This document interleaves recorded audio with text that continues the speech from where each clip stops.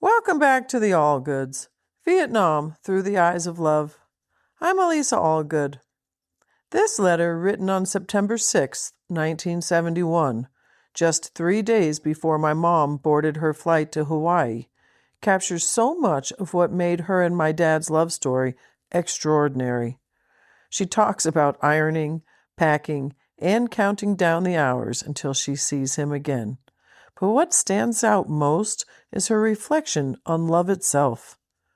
Sarah knew, even then, that very few people ever find the kind of true, honest, down-to-earth love she and my dad shared.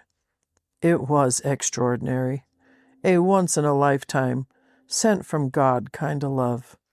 And you can feel her gratitude for that love in every line of this letter.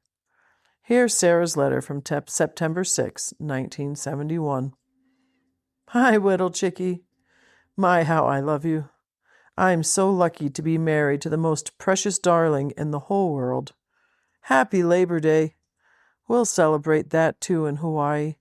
Boy, we got a lot to celebrate. Ha, I be loving you. I missed being with you today. I always miss you, but we've said time and time again, some days are worse than others.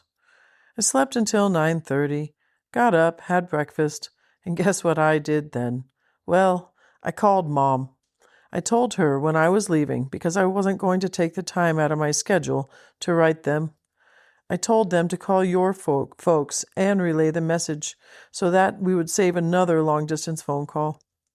Next time I'll call your folks and have them call mine. Okay, darling? Afterwards, I ironed the rest of my honey shirts and some of my things. I wouldn't say I'm that excited, but I'm all packed except for the last-minute things. Can you believe your wife is that organized this far in advance? Well, I've never, ever done anything until the last minute, until now. I also promised you I'd rest Wednesday, so I have to finish packing, etc., before I call time out. Baby, I'm so anxious. I'm not sure I'll be able to sleep at all Wednesday night. I'll try, but you can't fuss if I don't sleep too much. Remember the night before we got married? You slept like a log, and I was wide awake. You asked if I was nervous, and I said no, I'm excited. I hope the same thing doesn't get me before Thursday. We've waited for this day so long, and it's finally happening. I can hardly believe it. After packing, I watched TV. Jean called, invited me over for dinner tonight. They're having a group gathering. I said yes, anything to be with people. I took a nap and didn't wake up until 6. I was supposed to pick up Jan at 6:30. Pam was going out with me because she had Jan's car, etc. Well, I called Pam and asked if she'd mind getting Jan. I explained I had overslept and was supposed to be at the Sabatos at 7. So she picked Jan up. I'll see them tomorrow. There was a good group at Joe and Jean's. Everyone sends greetings. As if you ever had a day when someone doesn't ask about my honey. Anyway, well, Joy, his date, Steve Smith, Cookie, Mike and Sharon Melnick, and Ron and Judy Rodman, you don't know them, Dolores and Paul Pritchard, and a Negro couple, fantastic people. He's a doctor at the hospital and they live across the street from them. And of course, 13th was your wife. When we're finally together, I'm never going any place alone if it can be avoided. Ron Rodman left a little early and Judy stayed. I told her she was crazy to even think of letting Ron go home to bed alone. He leaves for Vietnam in March. I told her she'd be sorry she wasn't taking advantage of every second together. Don't you agree, sweetheart? They really don't impress me as loving each other very much anyway. There are very few people in this world as lucky as you and I. We have what most folks spend their entire life trying to find. True, honest, down-to-earth love. We have enough love between the two of us to float a battleship.